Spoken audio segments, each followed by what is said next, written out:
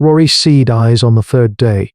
The fever is a fire that cooks him from the inside. His moans are low, constant counterpoint to the chirping of insects in the humid air.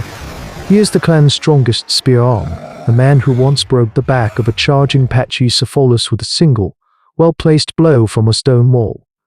Now he thrashes on his sleeping hide delirious, clawing at a ghost that only he can see.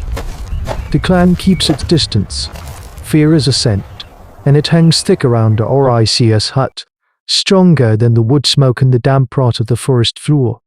Old Miev, the shaman, is a statue of helpless frustration. Her poultice of crushed blood rooting lizard fungus, a remedy that has drawn the venom from snake bites uncooled the fire of infected wounds for 2 generations, does nothing. The skin around the wound on, or RICS eye is not red and swollen, but a sickly bruised black that spreads in a web of dark veins. Her knowledge of root and leaf, the clan's deep ethnobotany, is useless. She has chanted the old words, burned the sacred leaves, but the spirit that has seized Rory C. will not be appeased. The wound itself is the heart of the terror. It is a thing of contemptible smallness.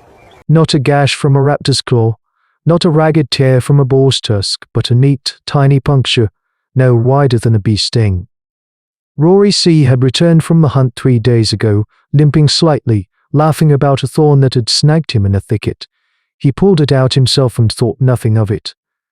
Now, that thorn's kiss has become a gateway for a death so agonizing that even the clan's hardened hunters cannot bear to watch. Kale, the tracker, stands in the shadows just beyond the hut's entrance.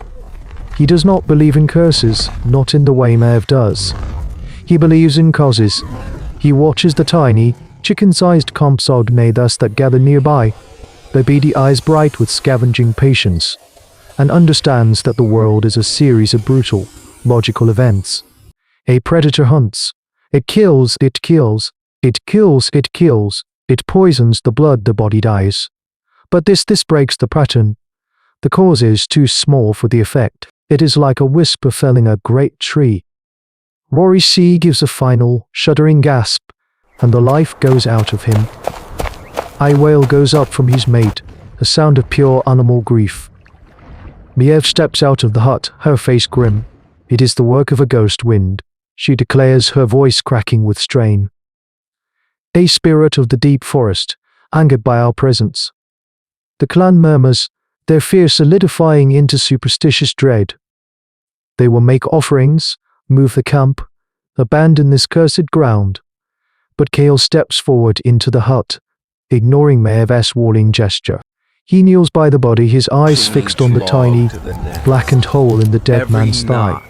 He sees a method. He sees a question that must be answered, not with chance but with skill. A new predator is hunting them, one that does not roar and does not leave tracks.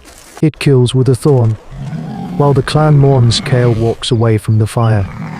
He carries his spear, but his most important tools are his eyes and his mind, a quiet insistence on a world that makes sense. A spirit that kills with a thorn is a story to soothe a child's fear of the dark. It is not an aunt's fear of the dark. It is not an act toward the jungle. He steps silent on the damp earth. His destination is the thicket of razor ferns where Rory C. was struck, a place the others now consider haunted ground, poisoned by the ghost wind. Kel considers it a place where a piece of a puzzle was dropped, and he intends to find it. The air under the canopy is thick and heavy, smelling of mud and decay. The distant bellow of a Spinosaurus echoes from the river, a reminder of the colossal dangers that are a normal part of their world. Kale ignores it. He is not hunting a dinosaur. He is hunting something far smaller and infinitely more disturbing. He arrives at the thicket, the dense wall of serrated green leaves. A lesser tracker would look for the path Rory C. took. Kale ignores it. Rory C. was the target, not the actor. He circles the perimeter, his eyes scanning not the ground, but the trees that overlook the thicket. He is looking for a predator's perch, a hunter's hide. His methods are a form of forensic taphonomy born from a lifetime of reading the land. He finds a patch of moss scraped from a branch thick enough to hold a man's weight. Below it, on the forest floor, a single leaf is turned the wrong way, its pale underside exposed. Trivial details. invisible to any other eye, but to Kale, they are a shout in the silence. Someone waited here. He kneels, his fingers ghosting over the disturbed earth. No footprint. The hunter was skilled, light on their feet, or they never touched the ground. He turns his attention back to the trees, his gaze sweeping across the bark, the leaves, the tangle of vines. He is searching for an anomaly. He is looking for the thorn that missed. Minutes stretch into an hour. The forest is a dizzying tapestry of green and brown, and his eyes burn with the strain of his focus. Then he sees it. A flicker of wrongness. A tiny, straight line in a world of curves and chaos. It is stuck in the soft bark of a towering cypress, 20 paces from where Rory's sea would have been. Kale approaches the tree as if it were a venomous snake. The object is a sliver of wood, no longer than his little finger, a fell etched with the downy feather of a swamp bird. Its tip is blackened with a hardened, gummy substance. Using the delicate point of his free, he holds it in his palm. This is no thorn. A thorn is a product of a plant, chaotic and natural. It is a tool. It is a tool. It is a spear for a creature no larger than his hand. It is an artifact of primitive technology more sophisticated and terrifying than any stone axe. The black tip is poison, a concentrate of the night frog's skin, a venom that paralyzes the muscles and boils the blood. Kale knows its effects. He has seen it kill a wild pig in seconds. Applied in a tiny dose, it would kill a man in days. He looks from the dart in his hand to the branch where the hunter hid. He is no longer hunting a ghost. He is hunting a man. And that man has learned how to kill from a distance, with a whisper of wood and feather, a silent, invisible death. Kale returns not with a story of spirits, but with a piece of wood. He holds the tiny dart in his open palm for Evan the clan elders to see. This is the thorn that killed Rory C, he says, his voice flat and hard. It did not grow from a bush, it was made. The poison is from the night frog. The hunter was a man. The revelation ripples through the clan, replacing superstitious dread with a colder, more immediate fear. A ghost can be appeased with offerings, but a man must be met with a spear. This is not a curse, it is an act of war. The implications are terrifying. Their traditional tactics of hunt and ambush are useless against an enemy they cannot see. The forest, once their refuge, is now a place of unseen threats, where any tree could hide an assassin. This is a turning point in their hominid history, the moment human ingenuity becomes a weapon directed not just at the beasts of this prehistoric world, but at their own kind. Kale, however, sees the weapon not just as a threat, but as a system, and any system can be broken. They hunt from the trees, he explains, sketching in the dirt with a stick. They wait for a single man to pass below. The weapon is small, quiet. It needs surprise. He looks up at the faces around him.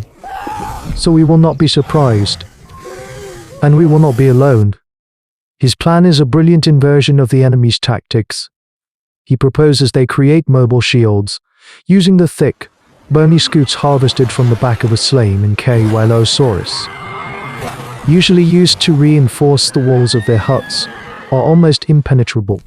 Strapped to a frame of wood and carried by two men, they can create a moving roof, a patch of protected ground. 3 days later, a war party moves into the forest.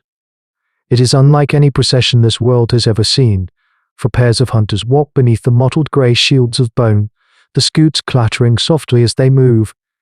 They are a strange, lumbering creature, a human tortoise. Kale walks in the open, the bait. He follows the same path Rory C took, moving with a deliberate slowness. His head bowed, as if in weary defeat. It is a performance, a piece of theatre designed to draw the invisible hunter out. They feel the eyes on them long before they see anything. Kale's skin prickles, the primal sense of being watched. He continues his slow walk, his hand gripping the spear hidden behind his leg. He passes the razor fern thicket. A flicker of movement in the canopy, a soft thwip, a sound like a bird taking flight. Kale drops to a crouch. The tiny dart, meant for his neck, sits over his head and K, while Lo saw a shield of the men behind him. The ambush is sprung. From behind the shielded hunters, 5 spearmen erupt, not attacking the tree killers near, but sprinting toward two adjacent trees he had identified as the most likely escape routes. The assassin, a lean man painted in stripes of mud and charcoal, is momentarily stunned by the failure of his silent weapon. He drops his long blowgun and tries to scramble away through the high branches, but the red orca hunters are already at the base of his tree. He is trapped, trying to make it to the next tree, a desperate, acrobatic flight. A spear hurled with practiced precision by Kale takes him in the leg mid-air. He crashes through the foliage and lands with a heavy thud, his leg broken, his new form of warfare defeated by a more ancient and brutal one. They have not just captured a killer, they have captured a technology that will change the face of their world forever. The capture of the blowgun was more than a victory. It was a devastating awakening. The Red Orca clan had been forced to confront the darkest aspect of human intelligence, its capacity for calculated, remorseless violence against its own kind. They learned to make their own blowguns to distill their own poisons, and in doing so, they lost a piece of their innocence. The world was now twice as dangerous. Not only did they have to fear the titanic predators who hunted them for food, but they now had to fear the quiet whispers and unseen darts of their fellow man. This was the true beginning of the arms race, a tragic and inescapable chapter in the human story. The need for more elaborate tactics, for better defenses, for more lethal weapons, was born not from the roar of a Tyrannosaurus, but from the silent flight of a poisoned dart. The spear was for hunting beasts, but the poison was for killing people, and that distinction drew a dark line in the history of our species, a line from which we have never turned back. Listen to the wind in the trees and wonder who might be watching. But there are other ways to fight, and a tale is spreading of a clan that has found a way to turn dinosaurs against each other.